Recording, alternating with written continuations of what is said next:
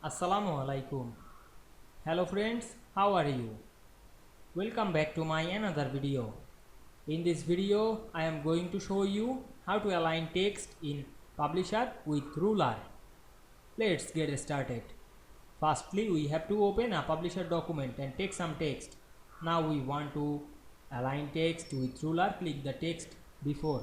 Then you can see here the indent with ruler. Now I use the indent to align this text. You can select the all text, click and drag on our mouse and apply this indent.